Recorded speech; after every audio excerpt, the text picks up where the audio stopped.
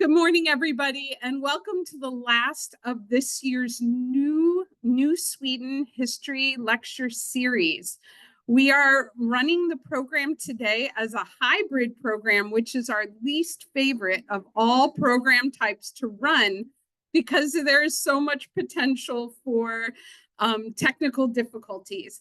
But on the other hand, it's so wonderful to have people gathered in the room. As we transition to an online lecture series, over and over, I said, but this group really likes to get together and talk to one another and share ideas and see each other face to face. And that's how we came up with the idea to do the fourth lecture as an in-person lecture. Unfortunately, due to a conflict with the speaker that we chose for our April lecture and his personal schedule, he's joining us via Zoom. So it's, this is the modern world, right? But I do want to welcome to all of you who are listening online this morning. It's been so beautiful to see how we have gotten such a farther reach for what used to be a one-day in-person conference in our area. And now we're reaching people all over the country who have tuned into these talks. So we're really grateful to have those of you online. For those of you who are online, if I could just give you a few reminders for those of you in the audience, please keep yourself on mute for the whole time to minimize our background noise. If you have a question online, we're fully going to use the chat feature today, and Lauren will be monitoring the chat and reading your questions out loud for those of the people who are live in the audience today. Finally, as you heard, this program is being recorded and we will be posting it to our YouTube channel. And there will be an email sending you that link next week, I think for everybody, whether they're in person or online. So that's something you can share broadly with your friends. The other really exciting and wonderful part of the new series that we did this year was this has always been a partnership program from the beginning, where we've had valued organizations who share the museum's passion for interpreting New Sweden colony history that helped to plan and present the conference. Well, this year, the way that we managed this lecture series was we asked if people would want the individual organizations would each sponsor a lecture.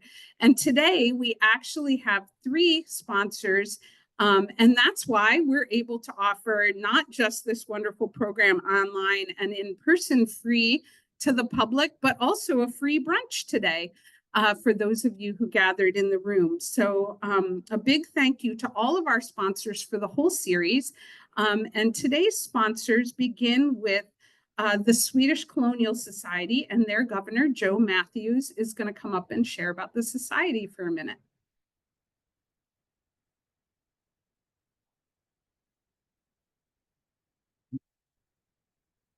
Thank you.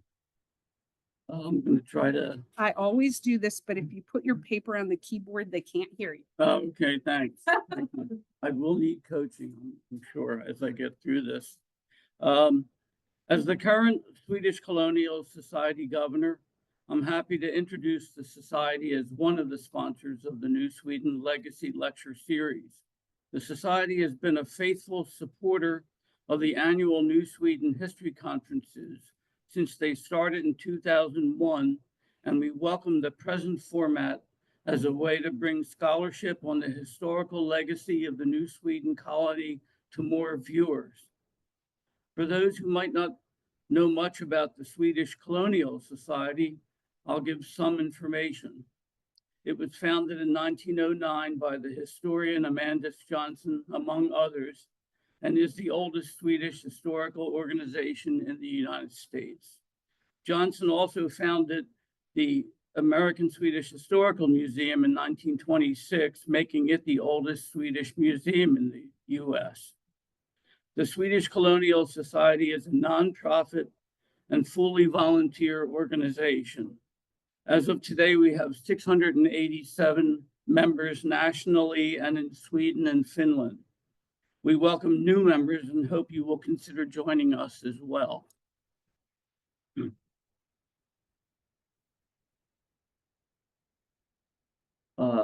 Our mission is multifaceted.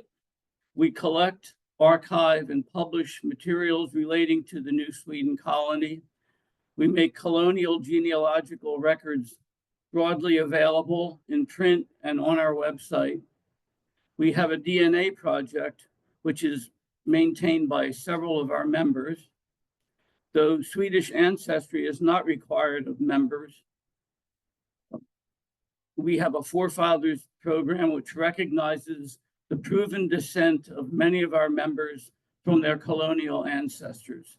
Out of our 687 members, 253 are forefather members.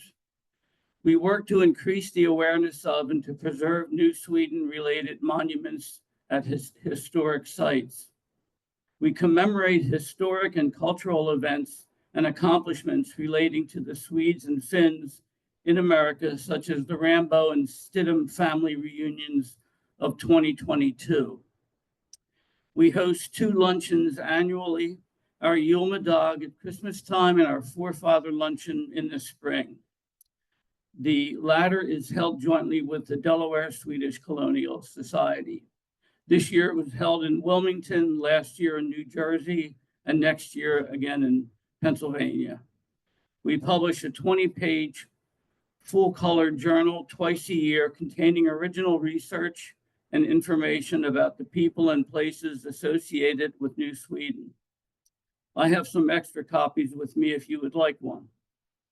In 2020 and 2021, we moved the 7 log cabins of the New Sweden farmstead built in 1988 in New Jersey by Swedish craftsmen.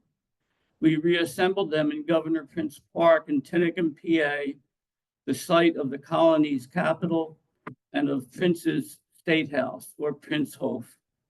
In May 2024, with Swedish Ambassador Orban Alin and his wife Jenny Alin in attendance. Sorry about that. We celebrated the grand opening of 2 rooms in the restored 1799 Lazaretto Quarantine Hospital. These are our history gallery and the archive/study center. With the Lazaretto and Governor Prince Park, Tinicum has become the headquarters of the Swedish Colonial Society. We invite you to our regular open house at the farmstead and at the History Gallery every first Saturday of every month from 11 to 2. We also open the farmstead at several all-day Tinicum Township events and at the farmers markets held every 2 weeks throughout the summer. Even when the farmstead is closed, visitors to this beautiful and spacious park overlooking the Delaware River can learn a lot about New Sweden history from the informational signage there. We are greatly excited at the prospect of adding the Finnish monument to the park, which is already graced by the statue of a watchful Governor Prince. Now I would like to show you photos of some of the places I mentioned. There's a view of the farmstead, another one from a little further away. That's the Lazaretto, and that's the front veranda really of the Lazaretto, and you have to remember that the Delaware River is just opposite this building. It's quite striking. That's our history gallery, and those are the 2 people, Kim Eric Williams and Ruth Rizzi, who made that possible. And that's me and the ambassador cutting the ribbon. And that's a shot of our journal. And that's the Finnish monument seen in winter. And there's the watchful Governor Johan Prince. Thank you.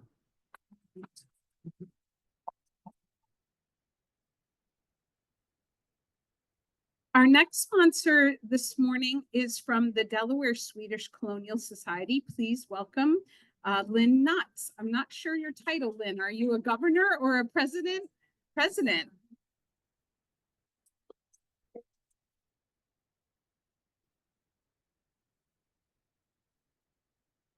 Good morning. My name is Lynn Knotts, and I am the president of the Delaware Swedish Colonial Society. I'd like to share with you a little bit about the history of our organization and what we do.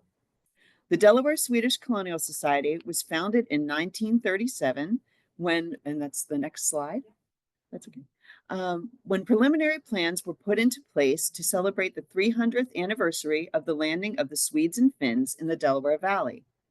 Almost 90 years later, we continue to fulfill our mission, which is to collect, preserve, and publish records and documents relating to the history of Swedish settlements in America, and to commemorate on the 29th day of March each year the establishment of the first permanent European settlement in the state of Delaware, as well as in the entire Delaware Valley, which occurred with the landing of the Swedes on that date in the year 1638 at the Rocks, located in what is now Fort Christina State Park in Wilmington, Delaware. We are also committed to promoting awareness of and preservation of Scandinavian culture and traditions, such as midsummer and cowboard, in addition to partnering with many other Swedish organizations, such as the New Sweden Center and Old Swedes Foundation. We host 3 major events each year. Our wreath-laying ceremony honors the landing of the Swedes and Finns at Fort Christina. As I mentioned, this takes place on or around March 29th. Delaware's governor, the mayor of the city of Wilmington, and Newcastle County executive each issue proclamations declaring March 29th Swedish Colonial Day in Delaware, and these proclamations are read aloud. We sing the national anthems of both the U.S. and Sweden and invite special guests to share in the celebration with us. This year, we had the pleasure of welcoming Chief Dennis Coker of the Lenape Tribe of Delaware, Joshua Bowles, Superintendent of First State National Historical Park, of which Fort Christina is a part, and Ryan Payton, the Deputy Director of Communications for Wilmington Mayor John Carney. Our annual Forefathers Luncheon celebration is held in partnership with the Swedish Colonial Society. This event is hosted on a rotating schedule between New Jersey, Pennsylvania, and Delaware. Last month, members of both organizations gathered together at the historic University and Whist Club in Wilmington to hear Betsy Christopher, Director of Communications at Old Swedes Church, speak about her recently published book, Old Swedes Church and Historic Site. This was followed by a book signing by the author. Our annual St. Lucia celebration is a 77-year-old tradition for which the past 47 years has been held at Old Swedes Church in Wilmington. We continue to see children and grandchildren of former participants involved in this festive pageant. With the traditional Swedish instruments and music, it is a treasured holiday tradition for many families. We are very excited to sponsor today's lecture. If you're interested in learning more, please visit our website at www.delawareswedes.org. Thank you.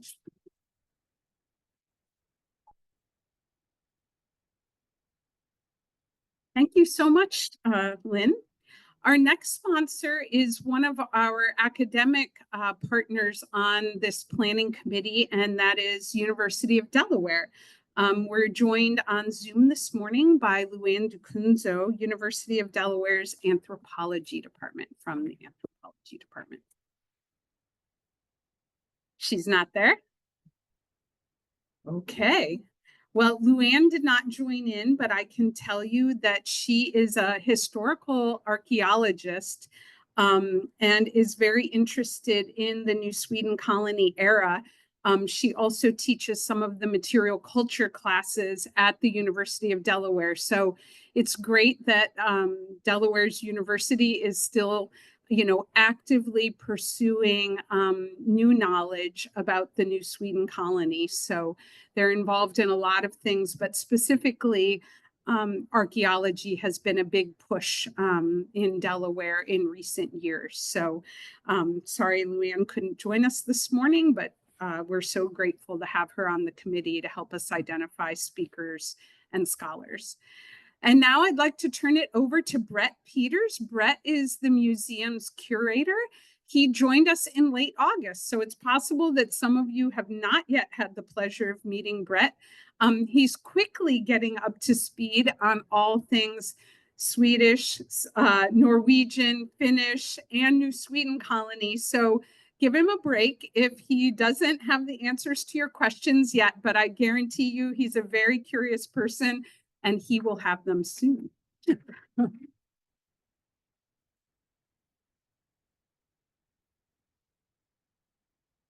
Thanks, everyone. Can you hear me? Very good. I have the pleasure of introducing this morning's speaker. Dr. Paul Finkelman received his Bachelor of Arts in American Studies from Syracuse University in 1971 and his PhD in History from the University of Chicago in 1976. He was later a Fellow in Law and Humanities at Harvard Law School. He is the author of more than 200 scholarly articles and the author or editor of more than 50 books. Paul has been published in a wide variety of areas, including American Jewish history, American legal history, constitutional law, and legal issues surrounding baseball. His work has been cited in 5 decisions by the United States Supreme Court. He has lectured on slavery, human trafficking, and human rights issues at the United Nations, throughout the United States, and in more than a dozen other countries, including China, Germany, Israel, and Japan.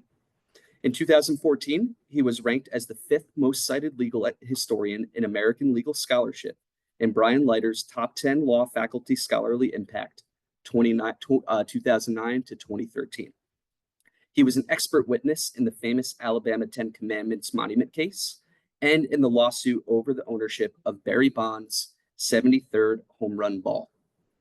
In 2017, Paul held the Fulbright Chair in Human Rights and Social Justice at the University of Ottawa. From 2017 to 2022, he served as the President and Chancellor of Gratz College.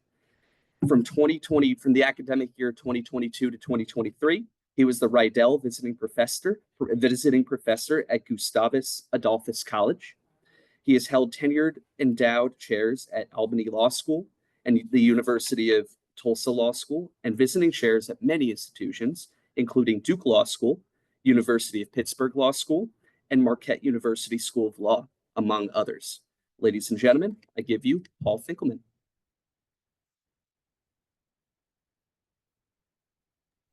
And I needed to unmute myself. It is a delight to be here. I am sorry that I'm not there in person. The scheduling this spring just got a little crazy for everybody.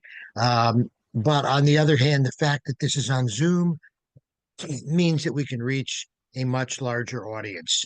What I want to talk about today is the very odd history of the treatment of Lutherans, both from Delaware and those who migrated to the Dutch colony of New Netherland. It is, of course, the history of the beginning and end of New Sweden as the Dutch seized it in 1655. But I'll get to that in a minute. Let me set the stage for this.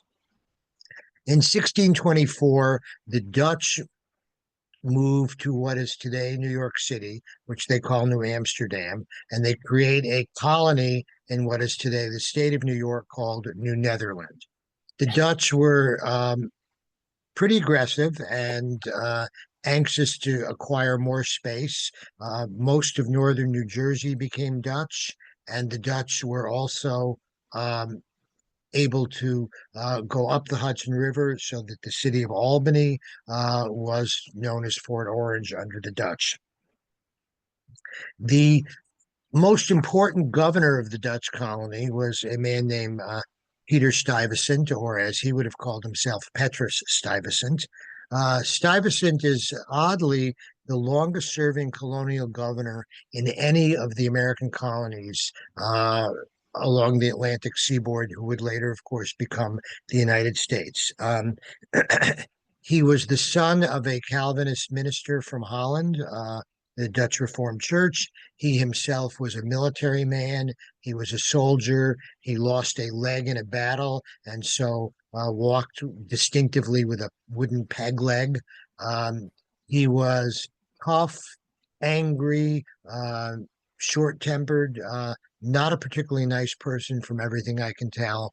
But he had a job to do, and the job he thought he had to do was to create a Dutch colony that would be for Dutch people and that would eventually take over of as much of the New World as he could. Um, the problem for Stuyvesant was that Dutch people were not the only people who ended up coming to his colony. Initially, some Puritans came who some of them were migrating in from Massachusetts. Um, Others were essentially kicked out of Massachusetts. The most famous is Anne Hutchinson, who got into big fights with the Puritan hierarchy in Massachusetts, and she moved to Long Island and later to what is today the northern part of New York City. Um, the Dutch didn't have any problem with the Puritans coming in because the connection between Dutch Calvinism, the Dutch Reformed Church, and Puritan Calvinism was pretty strong. They weren't Dutch, they didn't speak Dutch, and Stuyvesant, I will say very upfront, was an equal opportunity bigot. He didn't like anybody who wasn't Dutch, and he didn't like anybody who wasn't a Dutch Calvinist, but he could tolerate the Puritans at least. And they lived mostly on Long Island, which meant that they were not in what is today Manhattan, and so he really wasn't too bothered by them. Things begin to change in 1654 when a group of Jews arrive from Brazil. In addition to having the New Netherland colony and having a couple of islands in the Caribbean, the Dutch had also invaded what is today Brazil, which was a Portuguese colony, and seized that colony and populated it both in Brazil, so they seized the city of Recife, but also what is today the country of Suriname. And so the Dutch, it's hard for us perhaps to imagine Holland as being this great colonizer because it's a very tiny country. But of course, the Dutch would also eventually have a very large colony in Indonesia and a few remote pieces of colonies in what is today India. When the Dutch conquered Recife, which is the easternmost port of today, what is today Brazil, a number of Jews moved to Recife, in part because they were mostly Jews who had escaped the Inquisition in Portugal and had gone to Holland, and so they spoke Portuguese. So the Dutch West Indies Company, which was running the whole operation, was happy to move them to Recife because they could talk to the local Portuguese community in their own language, and yet they were very patriotic Dutch people by now because Holland had offered them sanctuary when they were kicked out of Portugal. In 1654, the Portuguese finally got their act together, threw the Dutch out, and most of the Dutch went back to Holland. Some went to Suriname. The most important group of people to get out as quickly as possible were, in fact, these Jewish refugees who had gone from Portugal to Holland to Recife, and now they had to go back to Holland. Most of them got to Holland. One small shipload of about 20 people ended up in New Amsterdam.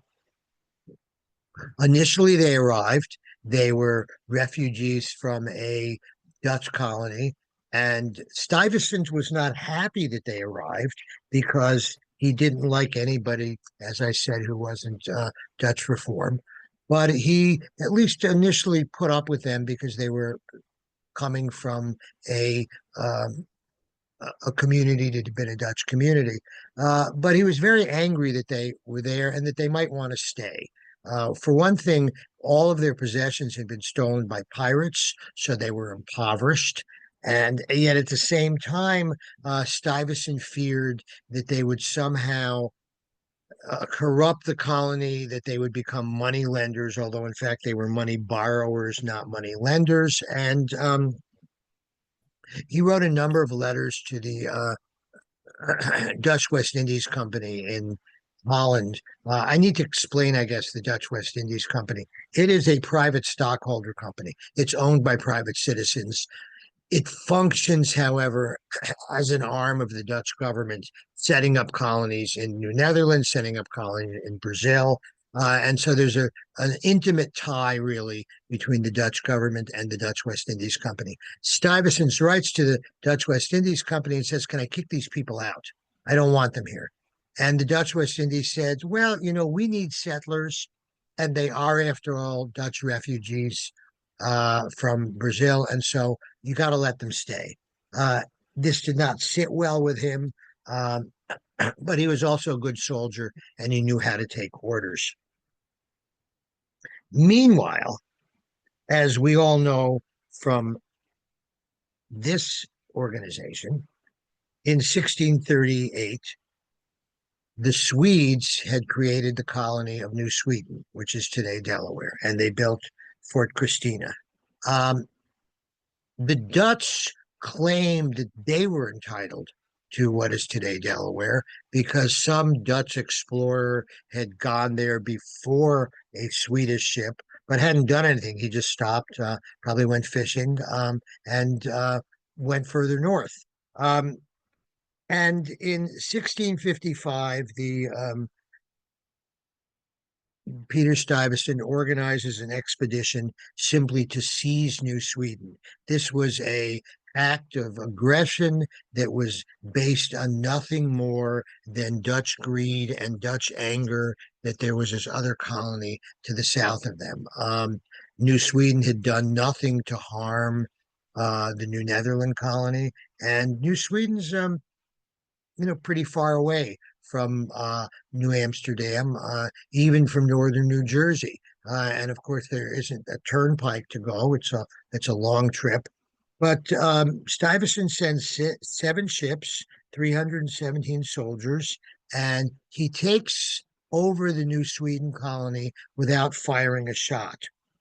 But once he takes it over, or while he is taking it over, while he's laying siege to it, the Dutch are incredibly brutal.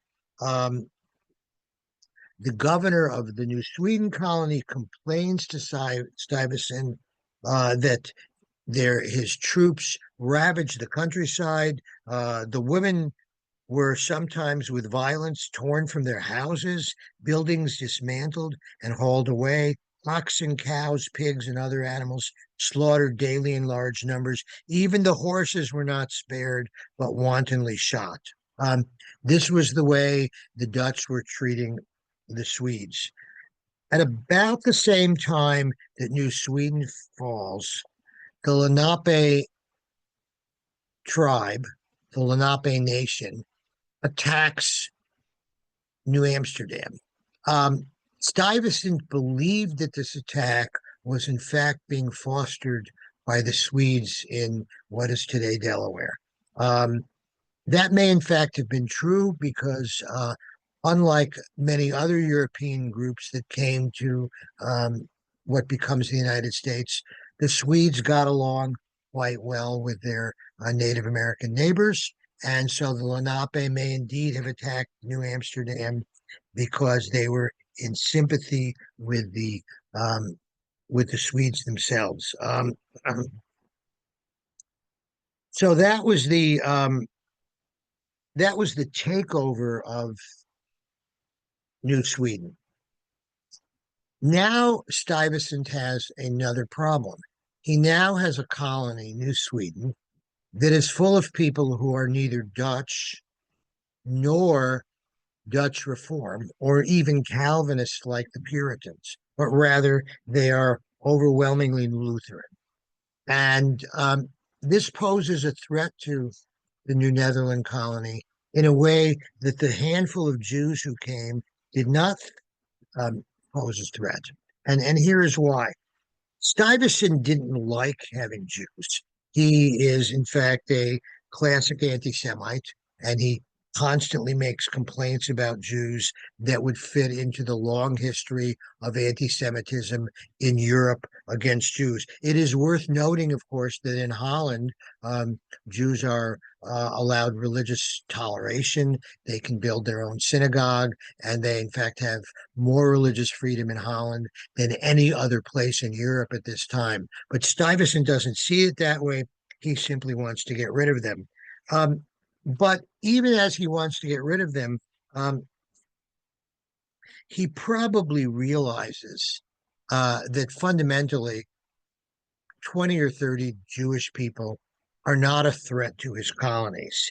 He says in one letter to the Dutch West Indies Company that they are repugnant to the leadership of the colony. But the repugnancy was really based on the leadership's bigotry, not on any fundamental threat that the Jews might have posed.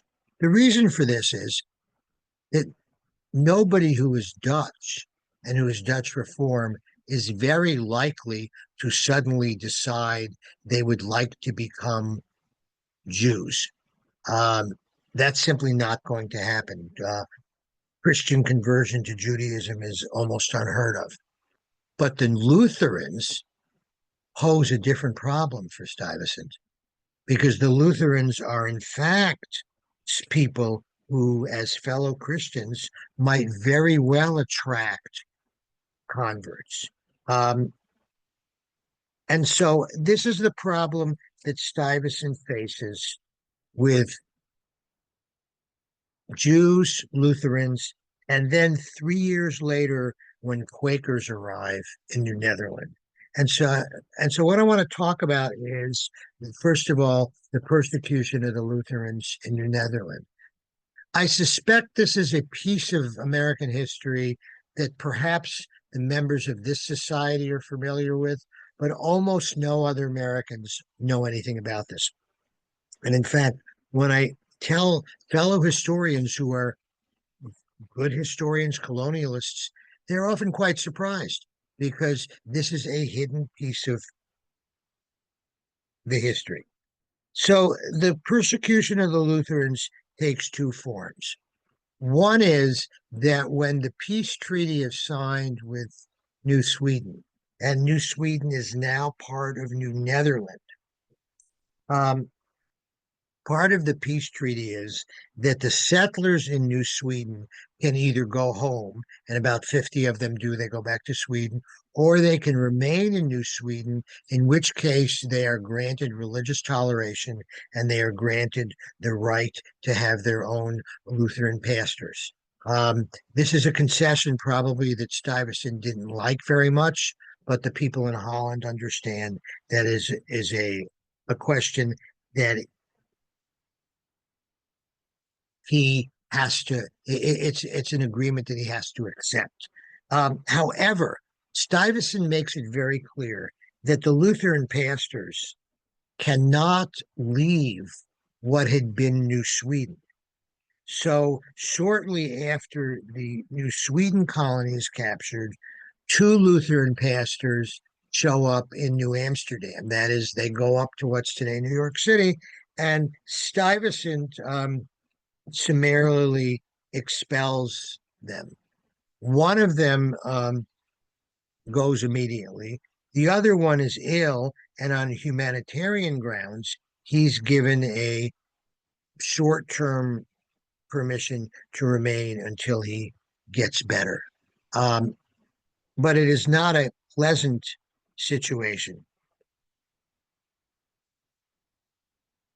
The Lutherans in New Amsterdam, and there are a few Lutherans who are now living in New Amsterdam, they petition the New Netherland, the Dutch West Indies Company to bring their own pastors into New Amsterdam.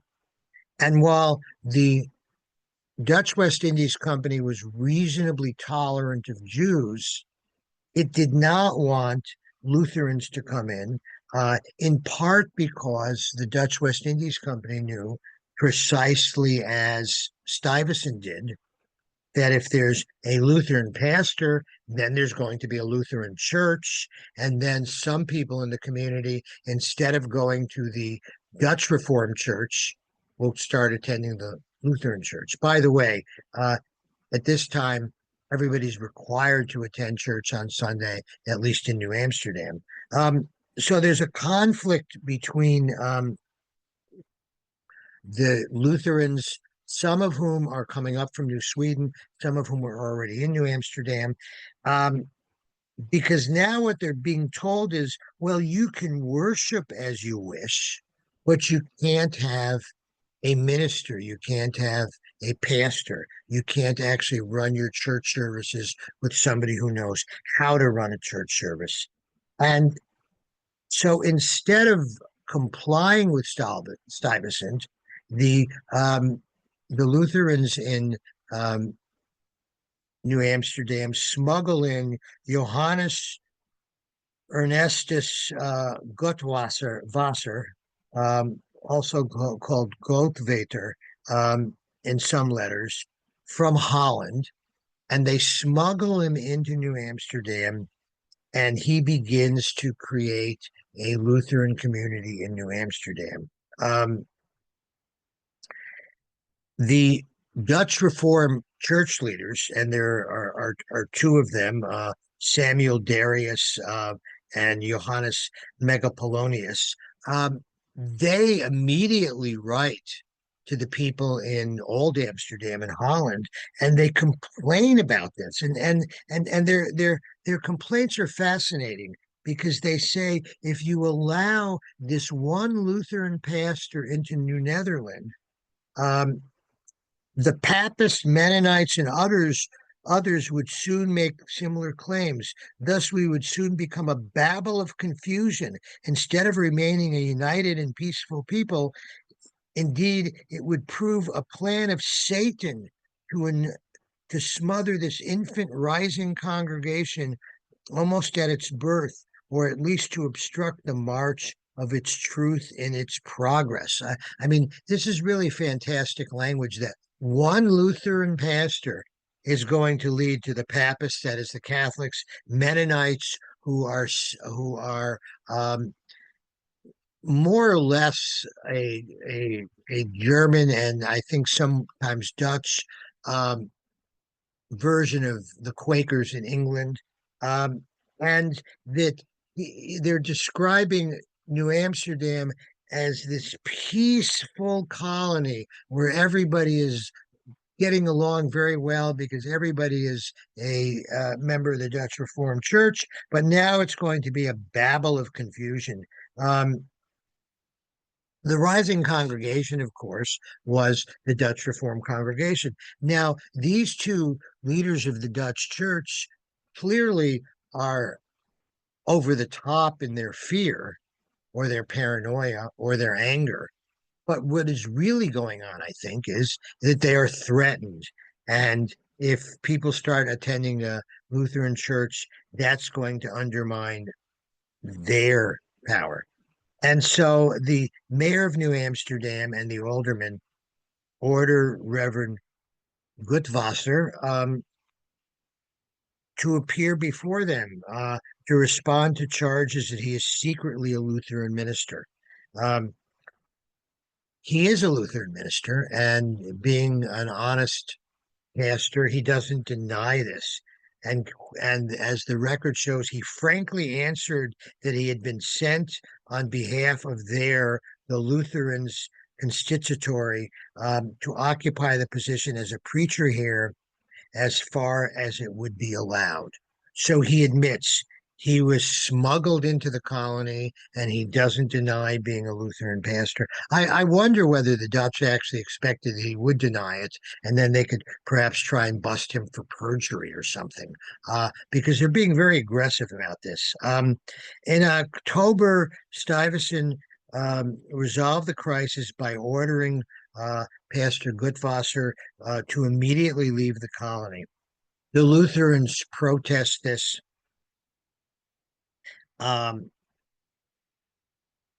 To people in Holland. and they managed to stall it. Now, it's the stalling is important because he orders the Reverend to leave in October, but by stalling it even for a few weeks, there's no chance that he can leave that year because there's going to be no shipping across the Atlantic Ocean after the end of October. You'd have to be nuts to get into a mid 17th century boat and cross the Atlantic at that time of year. It's simply not safe to do. So it is not until May of 1658 that the directors of the West Indies Company confirms to Stuyvesant that he should send Gutwasser away. That you have sent back here the Lutheran preacher is not contrary to, but rather in accordance with our good intentions. Significantly, of course, this contrasts greatly with the way the Dutch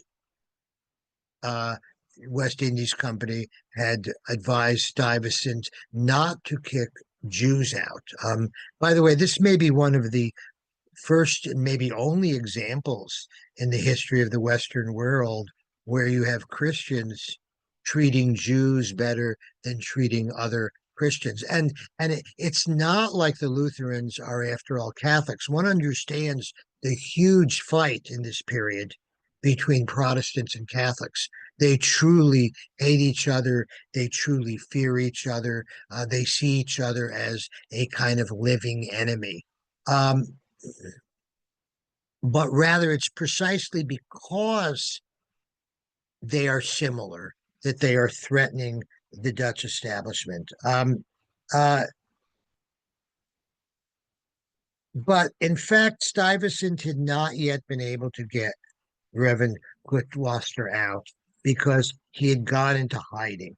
He has moved into the countryside, partially in New Jersey, and he's hiding among farmers. And so there's this ongoing kind of guerrilla warfare between a few Lutheran farmers and the people in New Amsterdam. Now, the New Amsterdam government, while it can be brutal, as we saw when they attacked New Sweden, it does not have a giant police force. It can't send the FBI or ICE out to find this one illegal immigrant, and that's really what he is. He's an illegal alien, an undocumented alien who has come to preach the heresy of the Lutheran faith in New Netherland. They don't have anybody to actually find him.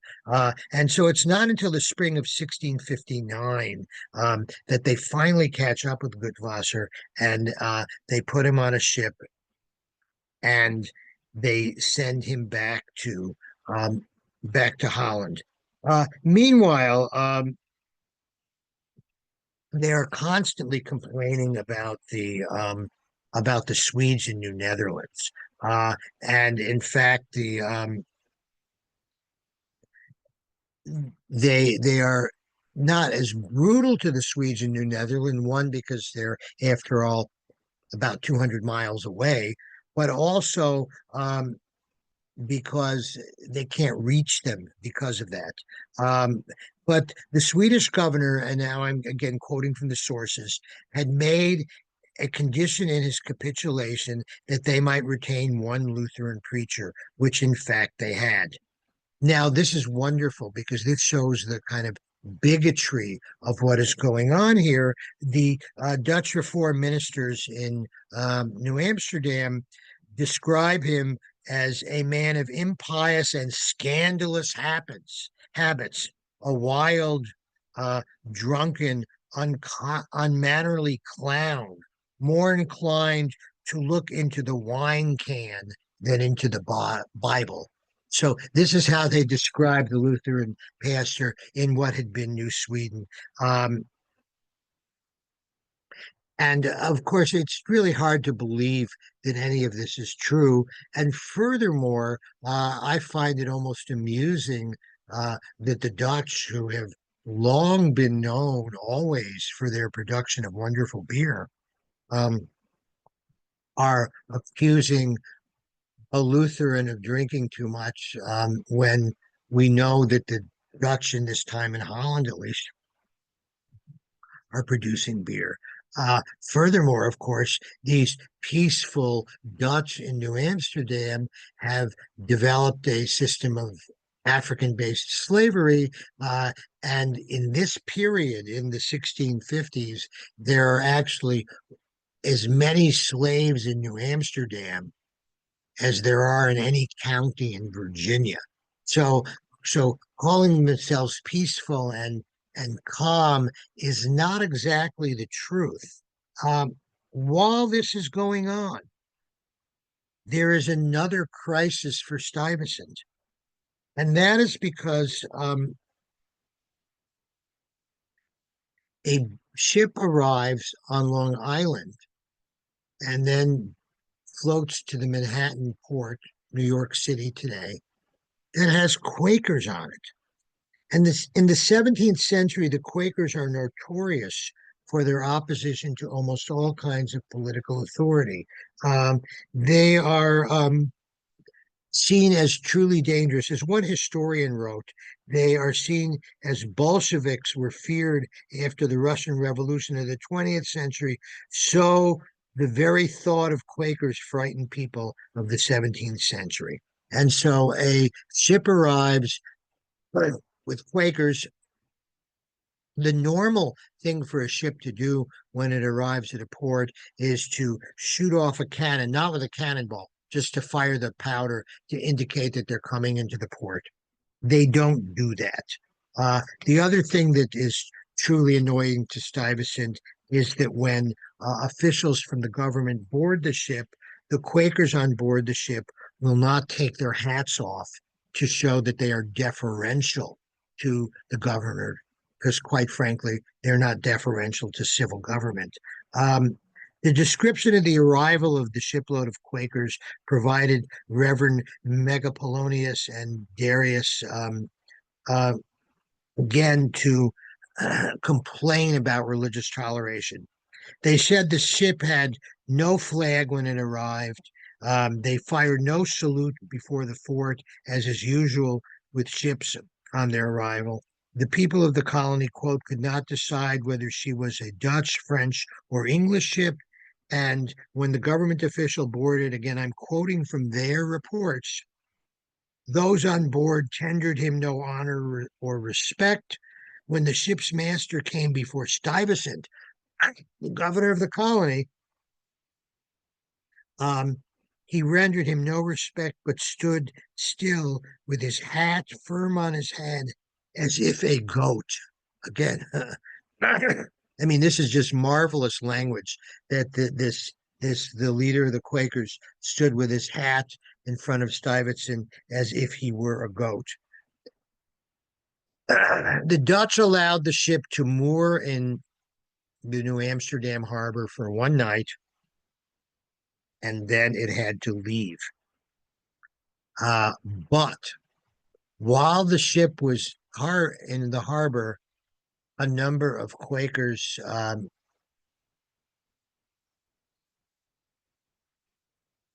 snuck off the ship and landed on Long Island.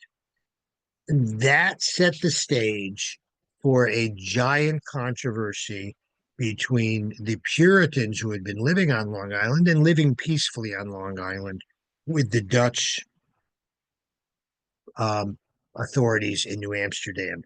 The Quakers were hidden, and the Dutch sent police officials, the sheriff, to find the Quakers. When they found some of the Quakers, they threw them into a jail, chained them up in a jail, mistreated them in a number of ways. And this led to a famous moment in American history called the Flushing Remonstrance. Flushing, of course, today is part of the borough of Queens in New York City. But at the time, it's a separate settlement out on Long Island and, pretty far out from the perspective of being in what is today Lower Manhattan. The Flushing Remonstrance was signed by 31 settlers, including the local sheriff. And they called upon Stuyvesant to rescind his orders, levying heavy fines on anybody who harbored a known Quaker.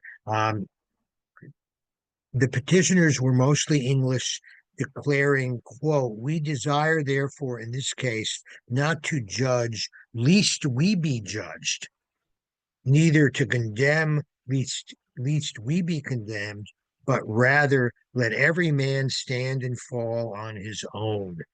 They felt that the bound of God's law to do good unto men, and thus they would not turn over the Quakers. Now, this, of course, is a very basic Christian concept that you don't mistreat people.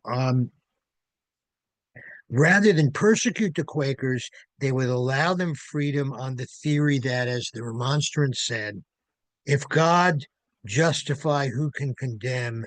And if God condemn, there is none can justify. Stuyvesant not only rejected the petition, but he actually arrested the leading petitioners for sedition. Of course, sedition is the crime of trying to overthrow the government. So what you have is this very weird colony where Stuyvesant has been making war on religious minorities. First Jews, then Lutherans, now Quakers, and now Puritans, who are religiously very close to Dutch reform, but are not Dutch.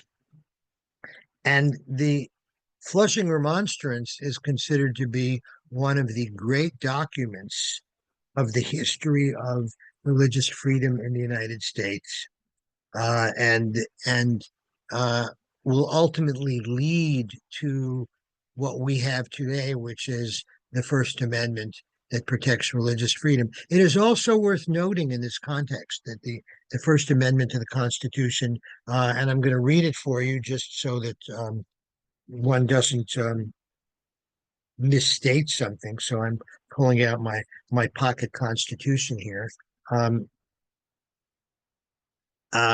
And it's not that I don't quote it often, but there was once, by the way, a TV interview of Justice Hugo Black, who was a staunch advocate of freedom of speech and freedom of religion.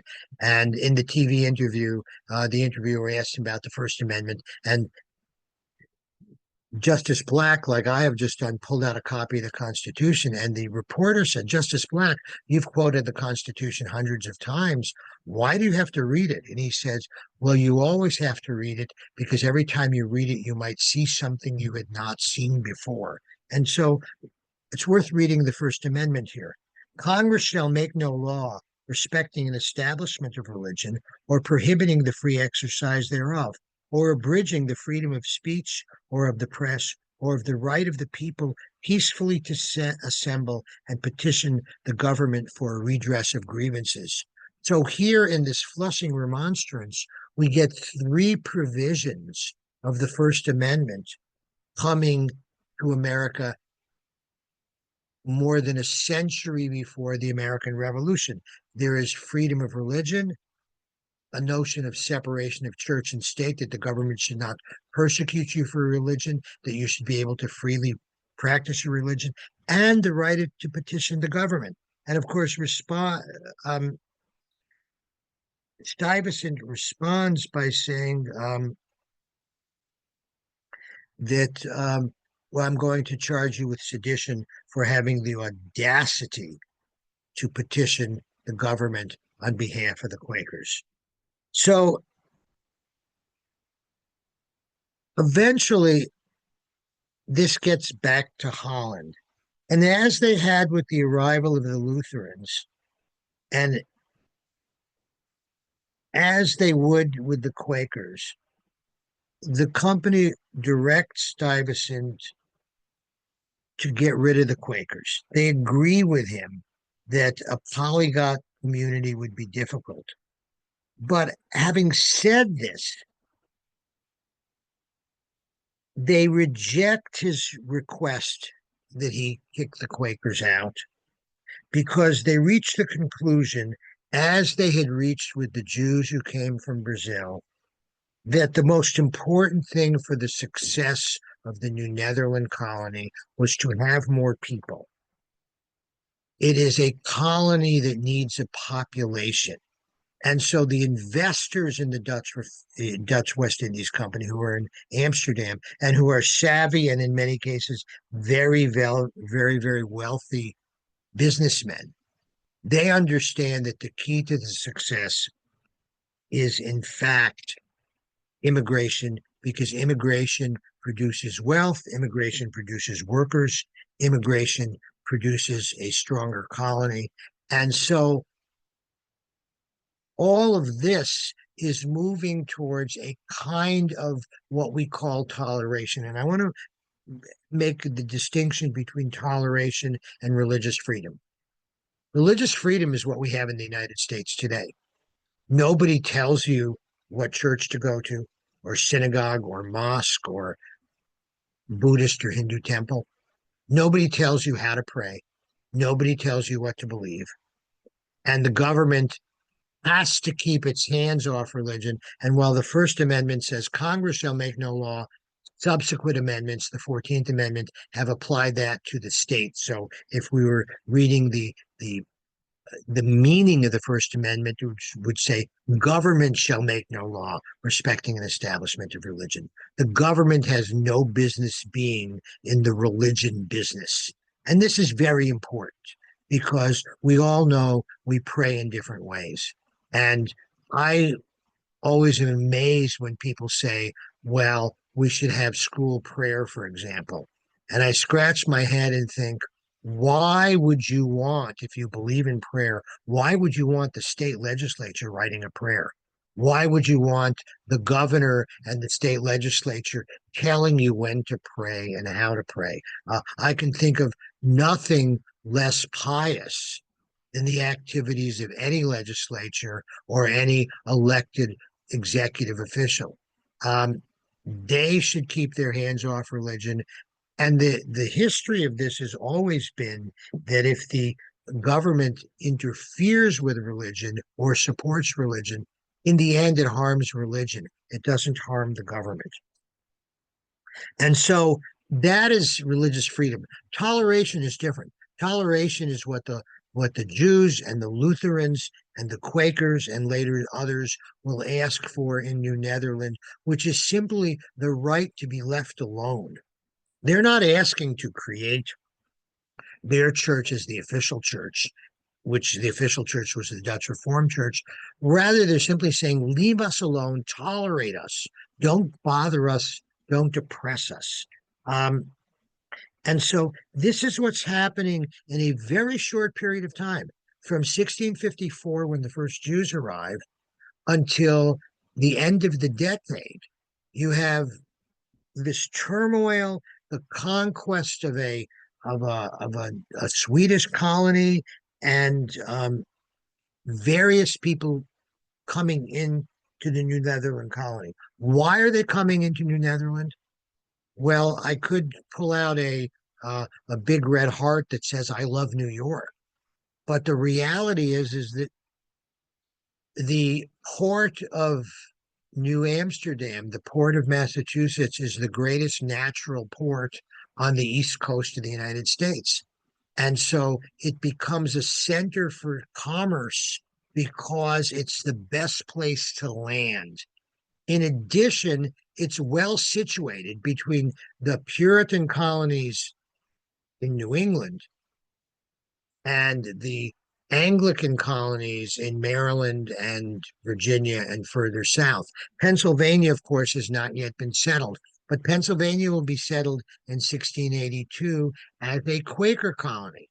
And then what will happen is Mennonites and Amish and Catholics and Jews and Lutherans and everybody else from the west, from Europe, will come to Pennsylvania because Pennsylvania will begin with toleration. Meanwhile, in Rhode Island, there is a colony that allows toleration. Roger Williams creates a colony in Providence, Rhode Island, named Providence, of course, because it's a religious connotation. Williams had been an Anglican priest who became a Puritan minister who gets kicked out of Massachusetts because he has the audacity to question the Puritan hierarchy. One of the things that William says, for example, is we have no right to be in Massachusetts because the king had no right to give us this land. This land belonged to the Indians, and what we should be doing is negotiating with the Indians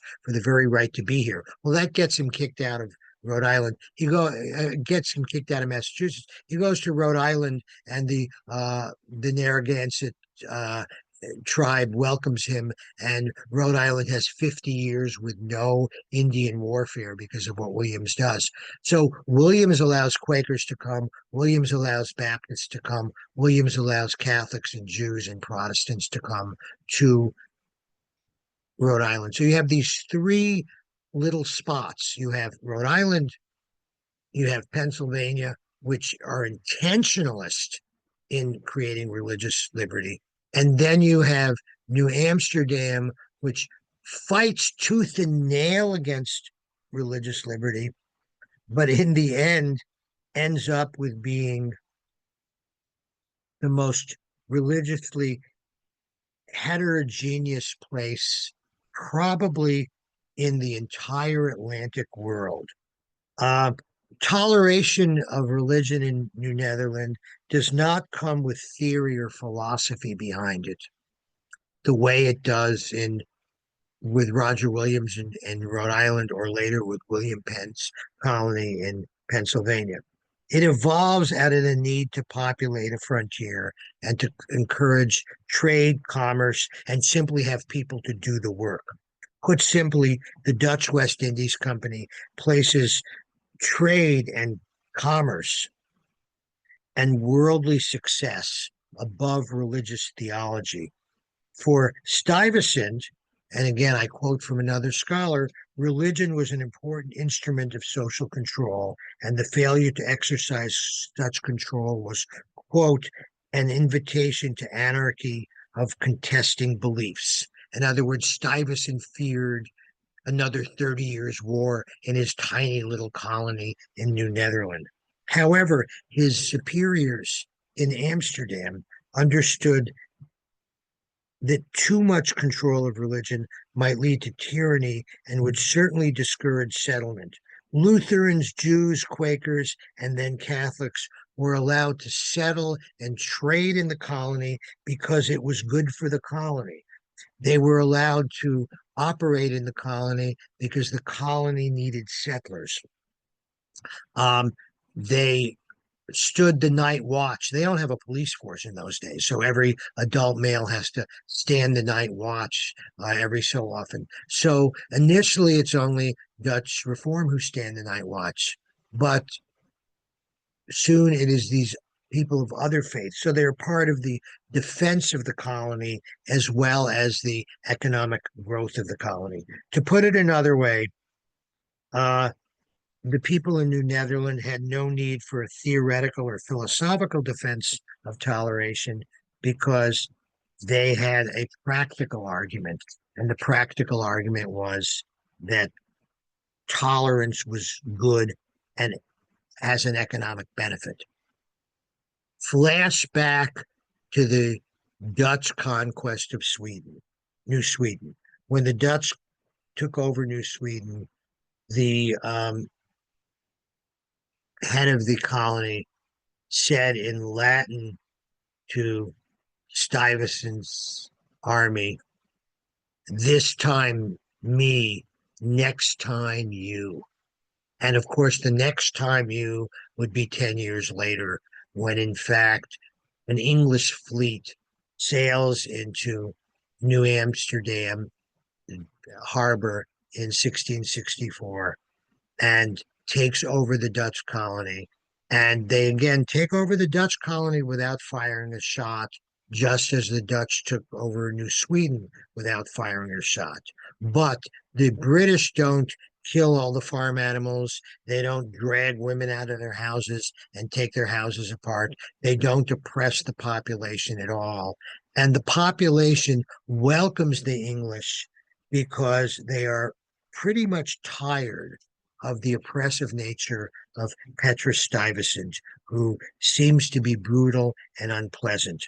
And so instead, the new colony becomes the Duke's colony, the Duke of York, who is the brother of King Charles II of England. He will later becomes, he is James, Duke of York. Later, he will become King James II himself.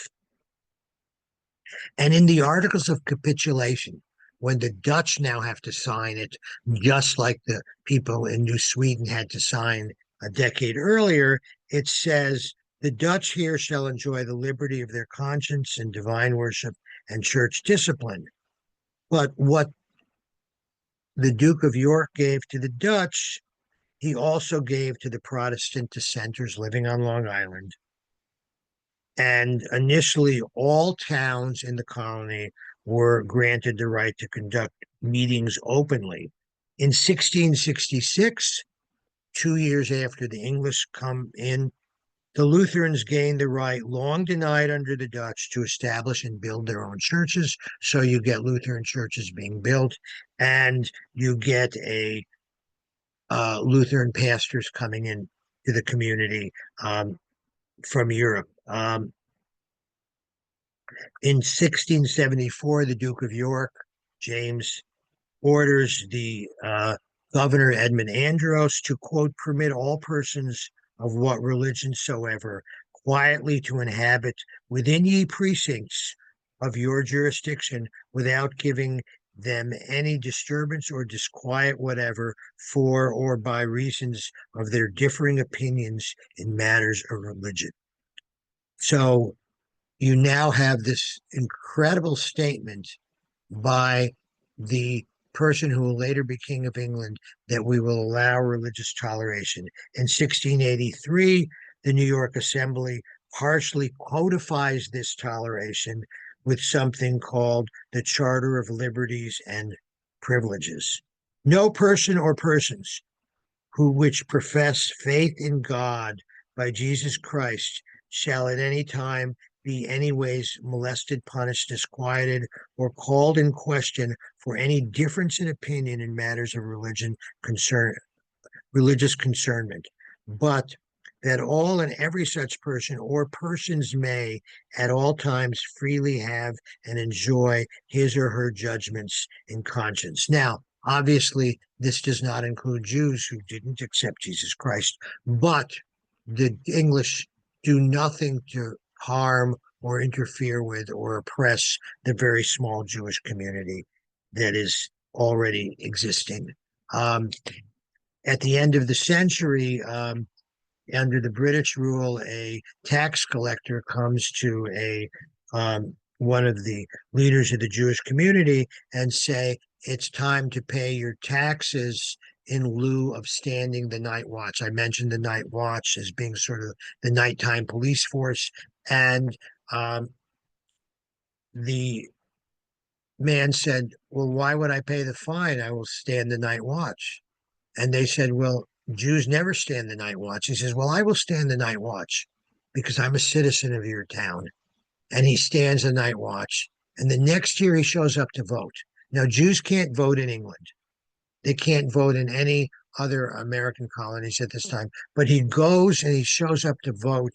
And they say, what right do you have to vote? And he says, well, because I stand the night watch. And so military service becomes a way of citizenship. When Governor Andros becomes governor of the New York colony, as it's now called, he writes back and he says this, and it's a marvelous statement. There are religions of all sorts here. One Church of England, several Presbyterians and Independents, Quakers and Anabaptists of several sects, some Jews. A decade later, Governor Thomas Donegan has a much more colorful description of the community he is governing. Here be not many of the Church of England, a few Roman Catholics, abundance of Quakers, preachers, men and especially women, singing Quakers, ranting Quakers, Sabbatarians, Anabaptists, anti-Sabbatarians, Anabaptists, some independents, some Jews. In short, of all opinions, there are some, and the most part, none at all. And so New York becomes this polyglot religious community.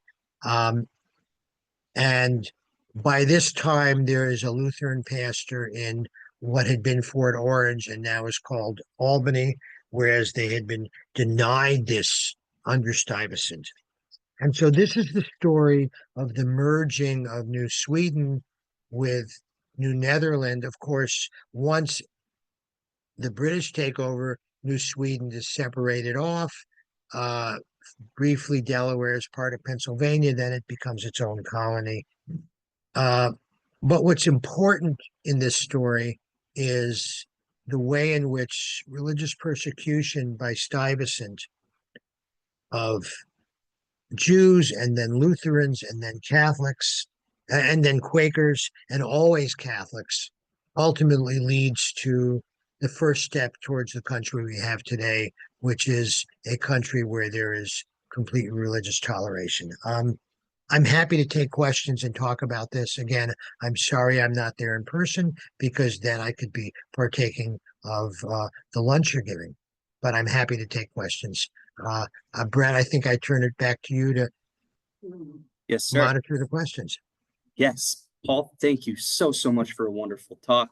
It was, I personally, so as Tracy noted, I've been here since August. I'm still learning more about the history, and I certainly learned a lot more today. So thank you very much. With that said, I should add one footnote to this yes, talk because it says something about my personal life. As Brett mentioned, I was the president of Gratz College, which is in Greater Philadelphia, and is the oldest independent Jewish college in the country. Never trained rabbis, but was a Jewish college, mostly for Jewish immigrants.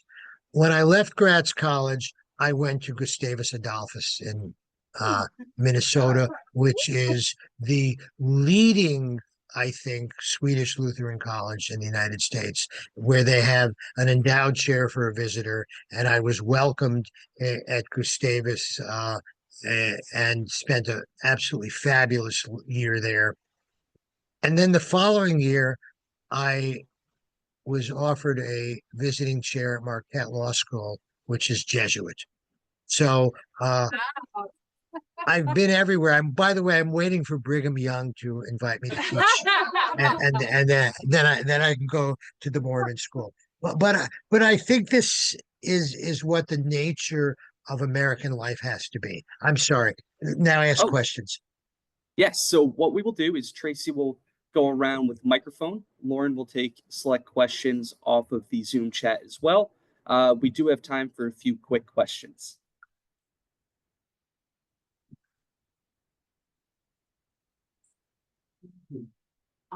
Was Peter Stuyvesant's fear that the Dutch Reform population of the New Netherlands would come over to the more fun kind of Lutheran religion? So, Paul, the question was the fear that, was the fear that, the Dutch would kind of go, toward the more fun, the Lutheran Church? Well, I look let me do a little theology here, okay? Calvinist theology of the 17th century was based on a notion of predestination. And predestination means that before you were born, in the beginning of time, thousands of years ago, God determined whether you would be saved or not saved. And the problem with predestination is it's a very hard theology to live with because it in fact means that you have no control over your destiny, no matter how often you go to church, no matter how good a person you are, you may end up going to hell instead of heaven. Now, Puritans, who also believed in predestination, spent a great deal of their time trying to determine whether they were of what they called the elect or the slave or the um, chosen, and that they would be eventually going to heaven. And in order to be all people in a Puritan colony had to attend church, but only some of the people were members of the church. And to become a member of the church, you had to have what was called a visible conversion experience. You had to express that and explain that experience to other members of the church, and they would vote on whether they thought you actually had a conversion experience or not. So it's a very, very hard theology. Dutch reform of this period had the same ideology. There are some small pockets of traditional Dutch reform church in the United States that still believe in predestination. Almost all Protestant churches walked away from it. So the Puritans went from being Puritans to Congregationalists or Unitarians and got rid of predestination as a theology. So it's a very hard theology to live with. The Lutherans are coming and saying, no, you don't have to do that. You don't have to worry about predestination. You have to worry about being a good Lutheran now, and then you can go to heaven. That's very attractive. So I think, in fact, yeah, Stuyvesant, which is why, I mean, I didn't read about the Jews in great detail. They say incredibly nasty things about the Jews. They are traditional anti-Semitic tropes about how Jews are going to undermine our whole society. You imagine, these 24 people, half of whom are children. They have no money, they have no property, they're broke, they were robbed by pirates. How these people are going to threaten your colony makes no sense. But the Lutherans are a threat. And in some ways, the Quakers are a threat because the Quakers have a very different theology, and the Quakers are boisterous and they attract people. So yeah, they're afraid of the Lutherans, and they're afraid of the Swedish Lutherans because the Swedish Lutherans already have a functioning community. The last thing Stuyvesant wants is to have a bunch of Swedish Lutherans in what's today New York City. That would scare him to death. All right. All right, we have another question from the chat. We have another question from the chat. How can you explain the contrast between Stuyvesant's strong opposition to the Swedes compared to his easy capitulation to the English? How can you explain Stuyvesant's strong capitulation to the Swedes? What was the rest of the question, Lauren? Opposition to the To his Swedes. strong opposition to the Swedes, compared to his capitulation to the English. Well, the difference is this: I'm not sure I understand the question, but let me set it out so it's clear. The New Sweden colony is very small. It doesn't have a huge army. First of all, it's kind of off in the corner. It's not threatened by the English in Virginia or the English in Maryland. Pennsylvania hasn't been settled yet. Southern New Jersey has a few Swedes, but nobody else. And Stuyvesant shows up with 7 ships and 300 soldiers and just takes it over. Once he takes it over, and as I mentioned, it's quite brutal. I mean, he is very brutal to the Swedes. Killing their animals. Well, that's what these people need to eat, and and he's really quite rough. And so he seizes it, and then 10 years later, an English fleet comes into New Amsterdam, and basically the leaders of the community, not the mayor, not the alderman, but the leaders of the community go out to the English fleet and say, "Thank you for coming. Welcome. Here's the keys to the city." And so again, they take over New Amsterdam without firing a shot because nobody in New Amsterdam, except maybe a few professional soldiers, are ready to defend Stuyvesant and his rule. Is that responding to your question? Yes. All right, We have another question in the room? we have one question in the room. I'm just curious now, thank you for the talk. I'm just curious, what kind of man was Governor Prince? It's a little bit off topic, but I'm just curious what personality was, not a lot, very much. So his question, so he said, thank you so much for the talk. His question was, what, and if you have knowledge of this, what was Johann Prince like? I have like no his idea. personality. Okay. I honestly do not know. Okay. So I can't talk He about said he said that's a good answer. So that's something that the we can governor of talk New about Sweden. here. I can tell you this. If you want to have me come back, I will learn about Johan Prince. I think the New Sweden colony is probably the most understudied colony of any of the early colonies, and it deserves more, and we need to know more about it because it's truly interesting. But I don't know anything about him other than that he surrendered. He wasn't going to go down with the ship. So we got another question. Yes, thank you for your talk. You touched on Roger Williams and his nearby colony in Rhode Island. Were there people from Roger Williams' colony who assimilated with the Dutch in New Amsterdam within the walls? And how were they accepted? So the question was, I don't know why, but Roger Williams. The question was, Tracy has this. Were there colonists from Roger Williams' colony that came to New Amsterdam, and how were they assimilated or accepted in New Amsterdam? As far as I know, nobody who was in Rhode Island for religious toleration would have been stupid enough to go to New Amsterdam because they weren't going to have religious toleration there. And by the way, Rhode Island is despised by every other colony. One of the Dutch leaders refers to Rhode Island as the latrine of America. That is, or the sewer of America.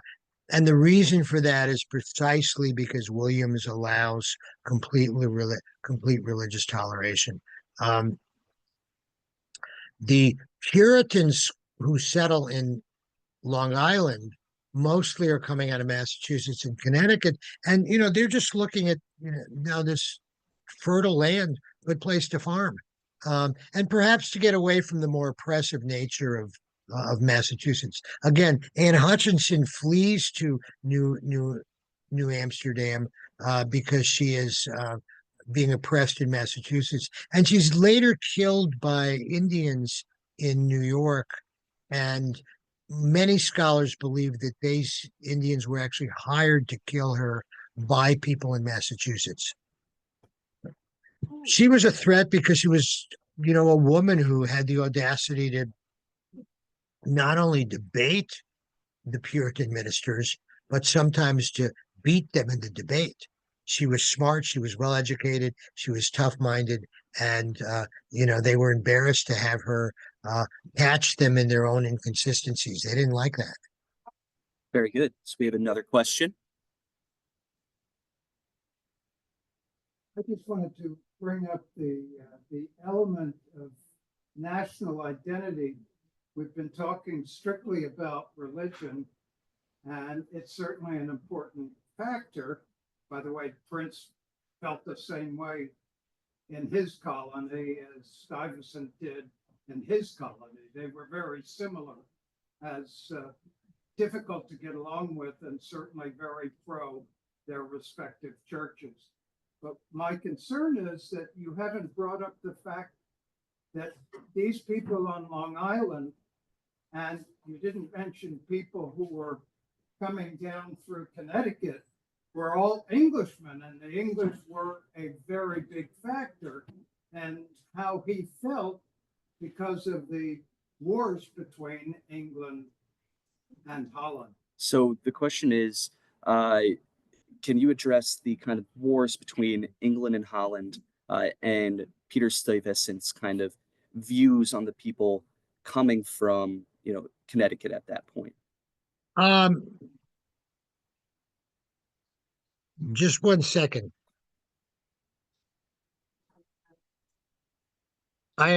Somebody in the chat asked how to reach me, and I just typed in the chat while the question was being asked my email address, and I misspelled my last name while I was typing because I was doing it so fast. So I'm going to do it right now. I'm going to put it in the chat, and then I will answer that question.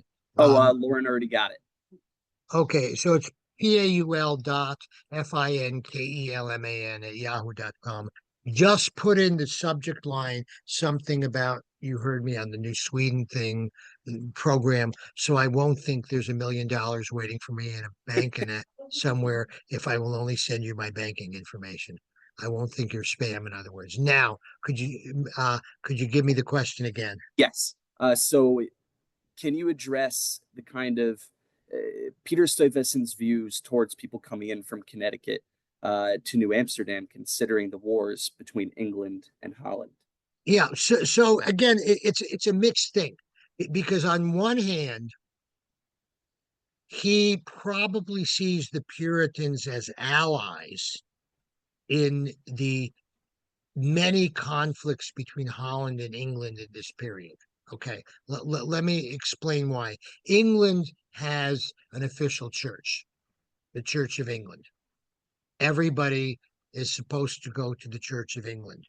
The Church of England is supported by the government. The king is the head of the Church of England. The Puritans and the people who come to Plymouth who were separatists, known as the Pilgrims, but theologically they were separatists. The difference is that Puritans believed you could purify the Church of England. Separatists said it's useless, we're separating from the Church of England. But both of them are seen as likely allies, or at least neutral, in the Dutch-English controversies. Remember, the separatists who settle at Plymouth, the ones from whom we get the Thanksgiving holiday, they first went to Leiden, Holland, and they lived in Holland for a number of years. And they were allowed to practice their faith in Holland, whereas in England they were being persecuted. Ironically, they left Holland because they didn't like the fact that the Dutch also gave toleration for other people, like Lutherans and Jews. So that the separatists were all in favor of religious freedom only for themselves. And so they went back to England, and then they went to Massachusetts. And they went to Massachusetts to get as far away from the English crown as they could get without being traitors.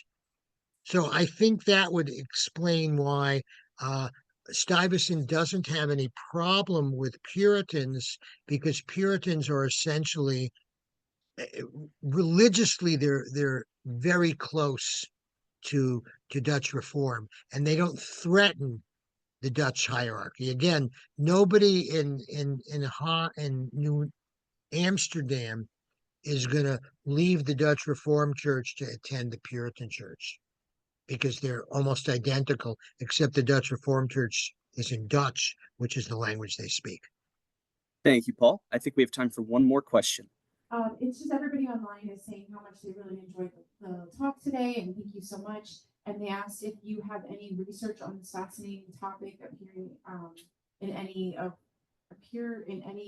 his current or upcoming publications. So everybody is very appreciative. Thanks you so much for your talk. The question is, do you have any of this research coming up in any of your published works or any, books? It's a hard question. I have written a couple of published articles on the creation of religious toleration in New Netherland and early New York, which touches on much of this.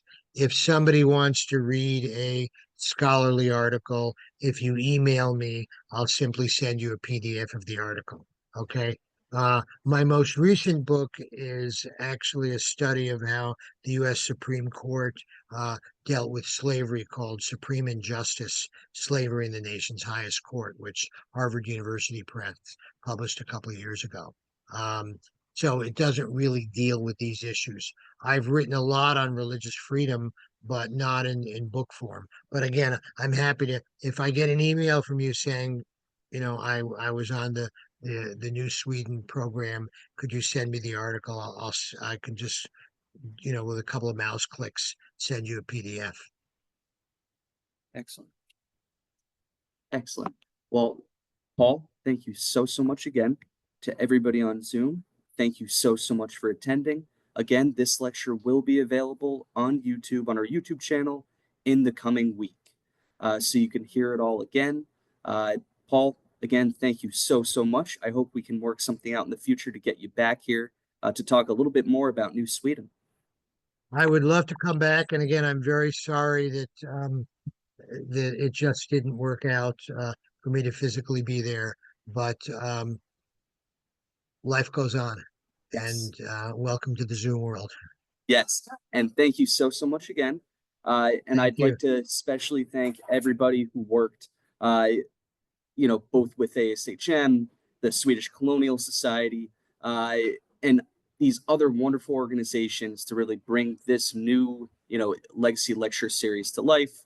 Tracy, Luann, Peter, Rebecca, Lauren, Joe, myself, I didn't do all that much, but we're so happy to have done this, and we will hopefully get to do this again in the future. So thank you, everyone.